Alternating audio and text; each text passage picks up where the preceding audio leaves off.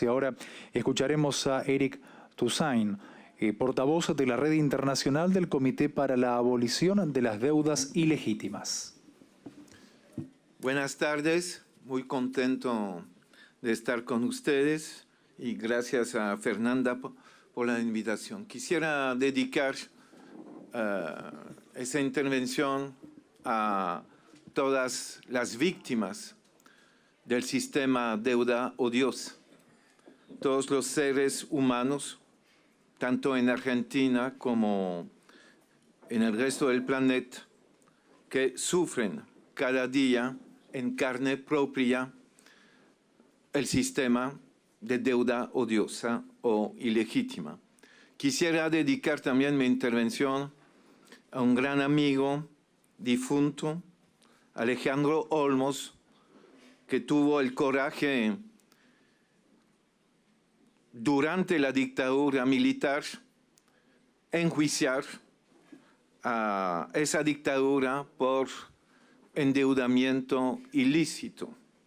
Murió en abril 2000, antes del dictamen de la sentencia Ballesteros-Olmos de julio 2000, que desafortunadamente no fue seguido por actos del Congreso argentino. Bueno, el pueblo de Argentina está en un momento fundamental, un cambio de gobierno. Un cambio de gobierno ofrece posibilidades de actuar. Todos los argumentos que escuché, los intentos a través de la justicia de denunciar actos inconstitucionales, ilegales, injustos, tienen una posibilidad ahora, con el cambio de gobierno, de encontrar una solución en la práctica, dependiendo de la decisión del nuevo gobierno. Creo que no hay que subestimar las posibilidades de actos soberanos basados en argumento de derecho internacional y de derecho interno. Voy a tomar el ejemplo de un trabajo que hicimos en Bélgica como CADTM en relación al tema de los fondos buitres que atacaron no solamente a Argentina, pero sí a otros países soberanos. Ya en el año 2008 hemos logrado convencer a una mayoría de parlamentarios de Bélgica de adoptar una primera ley contra los fondos buitres. Esa ley ha sido confirmada y radicalizada en el año 2015, en julio 2015, en plena crisis de Argentina con los fondos buitres. Y la ley belga es muy simple, dice lo siguiente, que un fondo buitre, un fondo de inversión, porque claro, en la ley no se llama fondo buitre, solo puede pretender como compensación, presentando título de financiero, título de deuda, puede solamente pretender como compensación a recibir como compensación lo que pagó por comprar, para comprar el título. Es decir, si un fondo compró un título a 15% del valor, ante la justicia belga puede solamente pretender al 15% del valor del título. Es una ley muy simple y fuerte. Y me acuerdo haber participado en septiembre de 2015 a una conferencia de Naciones Unidas en Ginebra, invitado por la Conferencia de Naciones Unidas sobre Comercio y Desarrollo. Me invitaron como ponente, había un representante de Argentina, del antiguo gobierno de Cristina, y hemos discutido de la propuesta de Argentina ante la Asamblea de Naciones Unidas sobre reestructuración, negociación de deuda. Y en esta ocasión, claro, he podido presentar algunas propuestas y presentar esa ley sobre los fondos buitres. El fondo buitre principal que ustedes conocen muy bien, NML Capital, de Paul Singer, impugnó, se dice así, la ley belga ante la Corte Constitucional de Bélgica. Y nosotros como CADTM, Organización de la Sociedad Civil, intervinimos en el debate defendiendo la ley y finalmente en el año 2018 hemos ganado. La Corte Constitucional, ¿cómo se dice? Validó la ley y entonces rechazó exactamente la intervención de NML Capital. Lo que muestra que hay posibilidades de tomar actos soberanos. Y esperamos que Argentina, que el Parlamento, el Congreso de Argentina, tomará este tipo de ley. Porque si se multiplican de parte de los parlamentos soberanos a la adopción de tal leyes, pueden realmente servir como armas, como instrumentos contra los fondos buitres.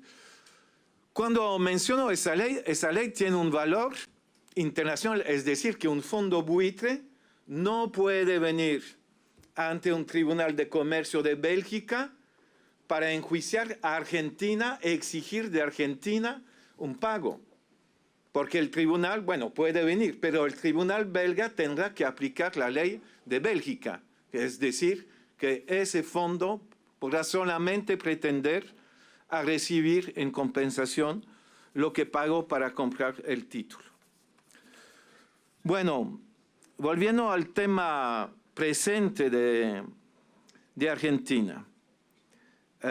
Ustedes tienen fundamentalmente dos tipos de acreedor externo, el FMI, con, si estoy bien informado, 44.000 millones de dólares, y fondos privados, fondos de inversión, bancos, etcétera, y una parte en relación a la reestructuración previa de 2005-2010 y otra parte incluyendo fondos que compraron, por ejemplo, el bono a 100 años emitido en 2017.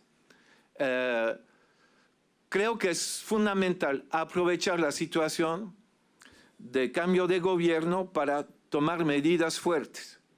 Los pagos al FMI, si estoy bien informado, no hay que hacerlo el año que viene. Empiezan inicio 2021, perdón, o final de 2020. Creo que el gobierno tendría que organizar una comisión de auditoría invitando a la sociedad civil argentina, a la ciudadanía argentina, participar. Hay una cantidad de personas, entre mujeres y hombres, que tienen toda la calificación para auditar cuentas públicas, tener opiniones sobre el carácter constitucional, legal, al nivel del derecho internacional, al nivel del derecho comercial, al nivel del derecho interno. Hay en la sociedad civil argentina todas las riquezas necesarias para hacer una auditoría que tenga realmente una validez fundamental ante la opinión pública internacional. Para, yo diría, desembocar sobre un acto de desconocimiento del tratado, porque es un tratado. Los acuerdos con el FMI son tratados internacionales entre un Estado soberano y el FMI. Y claro, ya con los argumentos que escuché acá, y añadiendo otros argumentos, la conclusión, creo, es clara al nivel de la necesidad de desconocer tal acuerdo. Hay en argumentos que podría añadir, porque lo que se mencionó es la inconstitucionalidad y el irrespeto de las leyes argentinas y algún principio de derecho. Pero hay también las reglas del propio FMI. El FMI, en su reglamento, puede solamente otorgar crédito si, otorgando el crédito, se hace sostenible la deuda del país al cual se otorga el crédito. Y es claro que el FMI no respetó esa regla, porque otorgando un crédito en dos tramas, llegando hasta 57.000 millones de dólares a Argentina, era inconcebible argumentar la sostenibilidad de esa deuda. Era claramente hacer de parte de Trump, vía el FMI, un regalo a un socio dócil de los intereses norteamericanos que ocupaba el poder en Argentina. Pero hay también otros argumentos que no son del orden legal, sino que tienen que ver con el impacto de las políticas llevadas a cabo dentro del marco del acuerdo con el FMI. Y también la historia de Argentina con el FMI, empezando con el conflicto en la década de los 50 entre el presidente Perón y el FMI, el apoyo del FMI a la junta militar a partir de marzo 76, toda la política dictada por el FMI en la década de los 90, la crisis del 2001, que provocó incluso pérdidas humanas, si me acuerdo bien, en diciembre, 35 muertos en los movimientos de protestas popular contra la política de Fernando de la Rúa. Entonces hay de manera evidente en la historia de Argentina un comportamiento doloso, hostil del FMI frente a la población de Argentina. Y ustedes saben mejor que yo que el nivel de odio en la población argentina respecto al FMI es generalizado. Así que ante la opinión pública argentina no sobran los argumentos. Pero a través de la auditoría también, como decía, puede ser un acto político de un gobierno soberano frente a la opinión internacional para deslegitimar a la política del FMI. Entonces, la auditoría es muy importante. Y en este caso, respecto al FMI, ni siquiera hay que declarar moratoria unilateral porque los pagos no empiezan antes del final del año próximo. Me parece muy importante porque le digo con toda franqueza, me alegra escuchar que no se va a tomar más desembolsos del FMI, pero si se acepta el cuadro legal del tratado, las cosas van a ponerse muy complicadas para Argentina, porque la vía es de desconocer el tratado, demostrar que es inválido ese tratado.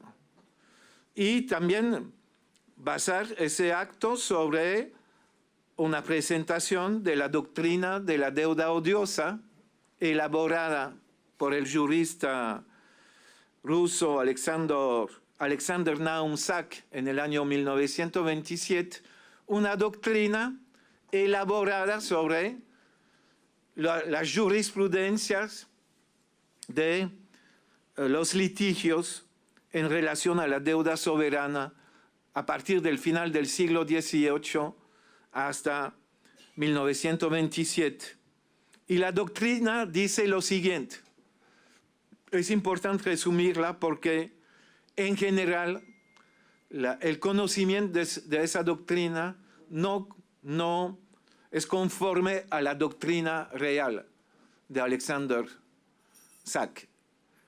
Cuando Sack habla de deuda odiosa, no se refiere a una deuda tomada por un régimen dictatorial. Sack era un conservador ruso, huyó de la Unión Soviética, estaba en contra de los soviets.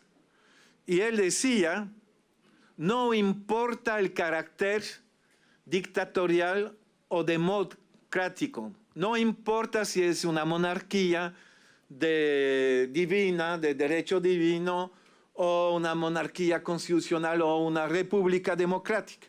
No importa. Lo que importa es la situación en la cual un régimen regular, decía, un régimen que sí tiene el control de la situación, toma prestado una deuda en contra del interés de la nación. Él decía en contra del interés de la nación, en otra parte decía en contra del interés del Estado y hablaba de en contra del interés de la población viviendo sobre el territorio. Una deuda odiosa, decía Sack, es una deuda tomada por un régimen regular contra el interés de la nación o del pueblo. Y hay un segundo criterio, decía Sack. Los acreedores, los prestamistas, lo sabían o no han podido demostrar que no podían saberlo. Claro, en el caso del FMI, el FMI lo sabía, que era contrario al interés de la nación. Prestar ese crédito al señor Macri, amigo del señor Donald Trump. No era en el interés de la nación, era contra el interés de la nación. Entonces sabía. Y los que están comprando bonos a 100 años saben perfectamente que están especulando con estos bonos. Ustedes saben perfectamente. Ahora el bono a 100 años cotiza a 40%, creo a 37% del valor. Y la tasa de interés es de 8%. Imagínense, los fondos que ahora compran títulos a 100 años, lo compra a 37 centavos por $1 y cobran de Argentina 8% sobre 100. 8 sobre 37 es más de 20% de rendimiento. Claro que tienen que aceptar una quita, por supuesto. Los neoliberales dirían el precio del mercado. Si es a 37%, al menos la quita tiene que ser de 63%. Es esto.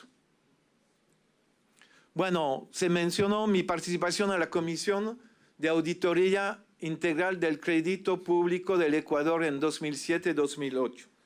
Fue una decisión por decreto presidencial del presidente electo Rafael Correa y participé de esa auditoría. Nuestra conclusión después de 14 meses de auditoría es que la deuda reclamada a Ecuador en la forma de los bonos 2012-2030 era una deuda ilegal e ilegítima. También habíamos emitido conclusión del mismo tipo respecto a otros tramos de deuda. Pero sobre la base de nuestra auditoría respecto a los bonos de deuda comercial, el gobierno de Rafael Correa decidió la suspensión unilateral del pago, basado sobre la auditoría. Y fue una suspensión total entre noviembre y junio 2009. En abril 2009, Rafael Correa dijo a los mercados: señores, finalmente vamos a ser generosos. Recompramos los títulos a 30% del valor. Y ustedes tienen hasta el 8 de junio para presentar los títulos. Después del 8 de junio no habrá recompra. Y se presentaron 91% de los bonos. Fue una victoria total para Ecuador. Y como hay cláusulas de acción colectivas que dicen que si hay 2/3 o 3/4 de los bonos que hacen parte de la renegociación, ya los outsiders no pueden enjuiciar al Estado soberano dentro del marco de los acuerdos sobre este tipo de bonos. Entonces, el problema es que Ecuador no ha sido seguido en ese periodo, porque Rafael Correa hizo una gira para intentar convencer a demás gobiernos de hacer lo mismo, y no fue seguido. Pero al menos queda esto como un ejemplo de posibilidad de tomar un acto soberano basado sobre una auditoría. Claro, siempre hay el argumento: van a cerrar la posibilidad de volver hacia los mercados financieros en el futuro. No fue el caso para Ecuador. Logró volver a los mercados. Pero de todo modo, pregunto, ¿es absolutamente necesario financiarse en los mercados internacionales? ¿O con una política adecuada al nivel de reactivación de la economía y una política justa al nivel fiscal? La pregunta es si o no hay posibilidad de generar fuentes para reactivar la economía, fuentes internas. Movilizar el ahorro interno y movilizar los ingresos internos y a través de una política tributaria adecuada. Me parece muy importante también en el futuro, si Argentina quiere emitir bonos en los mercados, no aceptar más delegar a otra jurisdicción el poder de tomar decisión en caso de litigio e implementar la doctrina Calvo-Drago, que viene de esa región y que es un aporte al mundo entero, esa doctrina Calvo-Drago de final del siglo XIX, inicio del siglo XX. Ningún abandono a la soberanía en materia de deuda. Es un principio fundamental. Termino con un chiste británico. Los británicos dicen: si uno tiene una deuda de 1.000 libras esterlinas con su banco y no puede pagarla, él tiene un problema. Pero si tiene una deuda de 10 millones de libras esterlinas y no pueden pagarla, es el banco que tiene un problema. Gracias por su atención.